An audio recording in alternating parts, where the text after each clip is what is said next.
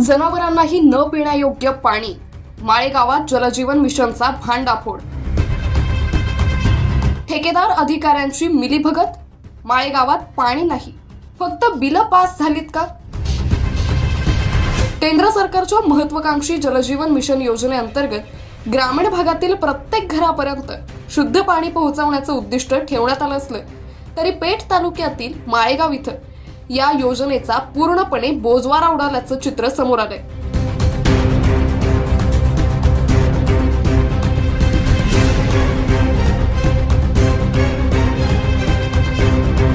लाखो रुपयांचा निधी खर्च झाल्याचा दावा प्रशासनाकडून केला जात असताना प्रत्यक्षात गावातील नागरिक आजही पिण्याच्या पाण्यासाठी वणवण भटकतायत।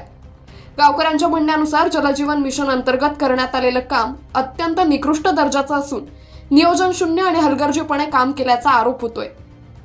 गावासाठी पाणी पुरवठ्याचा मुख्य स्रोत असलेल्या विहिरीत मोठ्या प्रमाणावर गाळ साचलेला आहे। विहिरीची साफसफाई, खोलीकरण किंवा योग्य देखभाल न झाल्यानं पाणी दूषित झालं असून ते जनावरांनाही पिण्यायोग्य नसल्याची स्थिती निर्माण झाली आहे। योजनेअंतर्गत गावात पाणी पुरवठ्याची व्यवस्था उभारण्यात आल्याचा दावा केला जात असला तरी अनेक भागात नळ जोडणी अपूर्ण, पाईपलाईन निकृष्ट तर काही ठिकाणी पाणी पुरवठाच सुरू नसल्याचं ग्रामस्थ सांगतात। कागदावर योजना पूर्ण दाखवली पण प्रत्यक्षात गावात पाणी नाही असा संतप्त आरोप स्थानिक नागरिक करतायत।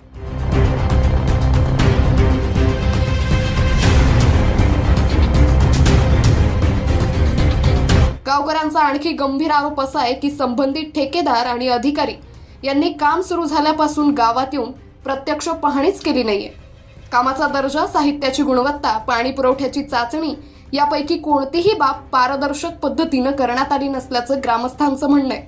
त्यामुळे काम प्रत्यक्षात कुणाच्या देखरेखीखाली झालं असा सवाल उपस्थित होतोय।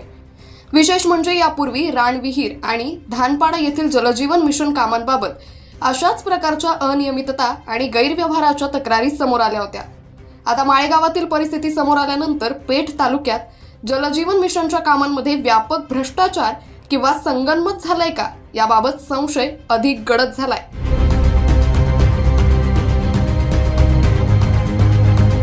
दरम्यान गावकऱ्यांनी प्रशासनाकडे मागणी केली आहे की माळेगावातील जलजीवन मिशन कामांची स्वतंत्र तांत्रिक चौकशी करण्यात यावी, निकृष्ट काम करणाऱ्या ठेकेदारांना काळ्या यादीत टाकण्यात यावं, दुर्लक्ष करणाऱ्या संबंधित अधिकाऱ्यांवर शिस्तभंगाची कारवाई करण्यात यावी आणि गावात तात्काळ स्वच्छ आणि नियमित पाणी पुरवठ्याची व्यवस्था करावी।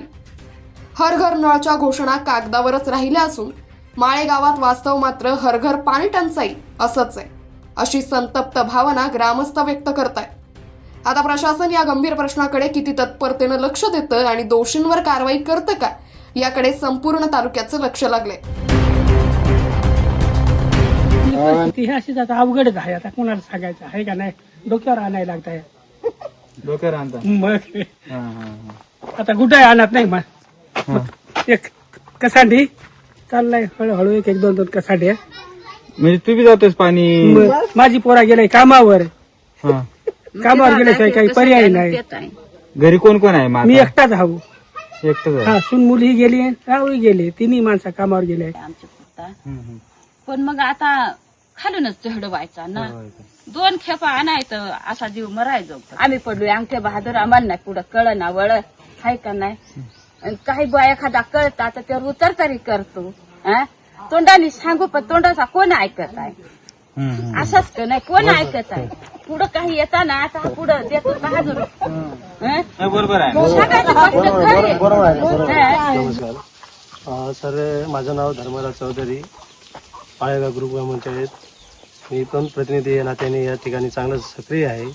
आज आमची ग्रुप ग्रामपंचायत ही तालुक्यातील दुसरे ग्रामपंचायत आहे। बघितलं तर सर्वात मोठी ग्रामपंचायत उंबरवाडा, सुगाने उंबरवाडा 2 नंबरची आमची ग्रामपंचायत। या ठिकाणी जवळजवळ 11 पाड्या आहेत। या 11 पाड्यामध्ये सगळ्यात जास्त निधी या ग्रामपंचायतला उपलब्ध असूनही आज जवळजवळ या आमच्या ग्रामपंचायतला 1 कोटीचा निधी उपलब्ध असूनही पाण्याचा स्रोत पण चांगला झालेला आहे। पण ठेकेदाराच्या निष्काळजीपणामुळे टाकीचं बांधकाम पण निकृष्ट दर्जाचं झालेलं आहे।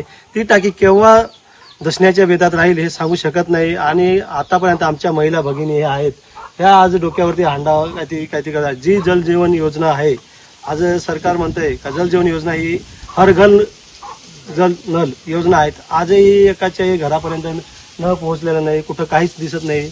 त्यामुळे या ठेकेदाराला ब्लॅकलिस्ट करण्यात यावं, कारण आतापर्यंत या ठेकेदारामुळं जशी तशी टाकीमध्ये थेंब सुद्धा पाण्याचा पोहोचला नाही. आज आजही तुम्ही जाऊन बघा, तिथं लिकेज आहे चंबूतून पाणी टाकलंय त्यांनी, पण जी पाईपलाईन आहे ती एकदम थर ग्रेडचं ते पाईप टाकेलं आहे, ते जागेच फुटतात, लगेच ह्या होतं. अजून तिथं जो हा मोटर चालू केली जाते तर मोटर इथपर्यंत पाणी पोहोचवतच नाही. दुसरी गोष्ट, त्याची बिलं आज मागे एकदा मंत्री महोदयाच्या समोर सांगितलं गेलं का 90% काम झालंय माळेगावचं, पण इथं साधा बघितला तर 20% पण काम नाही आलं.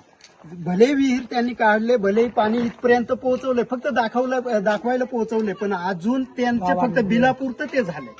गावाचा त्या हात काहीही फायदा नाही. दुसरी गोष्ट, ही फक्त एक जगण्याचं साधन झालंय.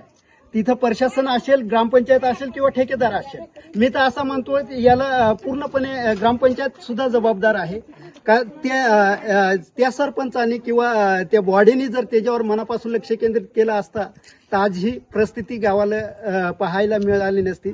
दुसरी गोष्ट, जो ठेकेदार आहे फोन उचलायलाच राजी नाही. आज तो दिघे का कोण ठेकेदार आहे इथं, अजिबात फोन कोणाचा उचलत नाही किंवा सरपंच केव्हाही फोन करतात. बरेचशा मिटिंगला त्याचा आम्ही आढावा घेण्याचा प्रयत्न केला, पण अजूनही ते फोन उचलत नाही. ते एकदम असं गलिच्छ पद्धतीने असं त्यांचं काम झालं आहे. दुसरी गोष्ट, त्यांनी जेव्हा ते पाईप बदलं होतं ते एकदम असं हलके दर्जाचं पाईप टाकले. त्याला चढा आहे, लोखंडी पाईपच पाहिजेत होते किंवा त्याला चांगल्या पद्धतीची क्वालिटीच पाहिजेत होती. ती क्वालिटी न देता त्यांनी डायरेक्ट एकदम हलके प्रतीचा ह्या दिलाय. अजून त्यांनी जी पाईपलाईन करायला पाहिजेत होती गावात पाईपलाईनच नाही. ते टाकीत टाकून ते फक्त दाखवायचं काम आहे. आज इथे टाकी आहे शेजारी, दाखवायचं काम आहे फक्त. ते फक्त टाकीपुरतंच पाणी आहे. लोक फक्त टाकी बांधली, हा, त्यांनी फक्त ते बिलांसाठी आहे. मी तर सरळ म्हणतो बिलासाठी आहे. हे काही लोकांचा बिलकुलच फायदा नाही. ग्रामपंचायतनी तक्रार नोंदवेला आहे यांच्याकडे, पण ग्रामपंचायतलाही सुद्धा तो ठेकेदार कोण आहे, दिघे का कोण आहे, तो अजिबात त्याला सहकार्यच करू राहिला नाही. आम्ही काय जे दिवसापासून हे गावात आलो ते दिवसापासून रात्रीचे पाणी 3 वाजायला रात्रीचे. आता हे महिन्यापासून आम्हाला पाण्याची टंचाई आहे. पाण्याची टंचाई सुरू होईल आता. मग लांबून इकडून खालून भरायचं, तिकडून येपासून निशाण खडकापासून इकडे महारीचे हिरीवर जायचं, इकडे हे हिरीवर 3 वाजता जायचा रात्रीचे. तर अख्खा एवढं ऊन अंगावर ह्याचा पाया पोरी तिथं मग टिपलाय ह्या पाणी भरायचे मागे एवढा कोळा का ते भरायचे 2-2 पाणी येते सगळ्या बाया तिथं. आता आहे अशा सगळ्या ड्राम घेऊन मग एकीचा गेला खाली का दुसरीने उचलला का होडाक पाणी ते मग दिवसभर ते भरायचं. म्हणजे दिवसभर आम्ही ते हिरीवर पडून राहायचं. मग ते पाणी तुम्हाला स्वच्छ भेटत नाही. नाही ना, सोयीचं नाही. मग ते एक खांडा भरायचं, घेऊन यायचं, परत टेबल गाळून घेऊन यायला लागत. डबल टिबल गावाला लागत आहे. जे आपण जनावरांना पाणी देतोय ते पाणी आपल्याला प्यायचे, म्हणजे आज वेळ आणले एकट्या कोट्यावधीचा निधी येऊन पण आज परिस्थिती ही आहे की आजही ते गावाचं पाणी प्यावं लागतं. आणि आज तुम्ही आता एवढं हे झाले, तुमच्या किती पिढ्या आहेत आता याचं पाण्याची परिस्थिती? आता बा पिढून पिढ्या गेलाय हे गावात. पिढून पिढ्या गेलाय असं सांगून घ्या. पिढून पिढ्या गेलाय म्हणजे या म्हाताऱ्या माणसाला बाया ह्या तेवढ्या मरून गेल्या नाही. आम्हाला आणलाय तर सुद्धा आम्ही तर तेच हालत तेच स्वतंत्र झालं तिथून हीच प्रश्न आणल्या दिवसापासून आम्ही तेच करू ते गावात. प्रत्येक गावात नळ झाले, पण आमच्या गावात ते अजून नाही. अजून नळ टाक्या नाही. फक्त बांधून ठेवले, अजून गावातले पाईपलाईन बाकी आहे. दाखवा आहे काही इथं टाकी आहे बा, एक टाकी आहे तिथं, पण तिथं कॉक अजून इथं काहीच नाही. आहे. तिथून जरी पाणी त्याचा काढता आलं काही असतं उपयोगच नाही. ते ना, काही काहीच तिथे सोयच नाही. आज जी परिस्थिती अजून 1.5 महिन्यांनी एवढी उद्भवणार आहे. दिवसभर हे ज्या बाया आहेत ह्या बाया दिवसभर कामाला जात्या. सकाळी 7 वाजेपासून कामाला जातात आमच्याकडे वरती घाटावरती. 7 वाजेपासून तर संध्याकाळी 8 वाजता येतात. ते 8 वाजता आल्यानंतर स्वयंपाक करतात आणि अजून 3 वाजताच उठून त्यांना अजून पाण्यावर जावं लागत आहे. तर ही परिस्थिती लयच गंभीर आहे. याला आम्ही वारंवार ग्रामपंचायतला पण माहिती देतो, ग्रामपंचायत सुद्धा कळवते. ग्रामपंचायत निष्क्रिय आहे असं मी सांगणार नाही, पण ग्रामपंचायत एकूण 11 पाडे असल्यामुळे, मोठी ग्रामपंचायत असल्यामुळे आम्हाला काय करते, प्रत्येक वर्षी 1 टँकर मिळते रोज. 3,000 लिटरचा एक टँकर नाही पुरत. 500 प्रमाणे जरी गणती केली तरी नाही होत ते. एवढ्या कुटुंबाला नाही पुरत ते. टक्के शरीरात पाणी असतं आपल्या, आणि पाणी खूप महत्वाचं असतं शरीरासाठी, आणि ते जर स्वच्छ नसेल आणि व्यवस्थित जर पाणी नसेल तर आजार हे उद्भवणारच आहेत. आणि आजार पडल्यामुळे कसं आहे, गावाची जी परिस्थिती आहे ती पण बिकट होऊन जाते. आता काय झालंय, आपण एवढी परिस्थिती बघितल्यानंतर काय वाटतं की पाण्याच्या टाकीपर्यंत, म्हणजे विहिरीपासून तर पाण्याच्या टाकीपर्यंत पाणी येत आहे पण गावातच येत नाही. हा खूप मोठा प्रश्न आहे.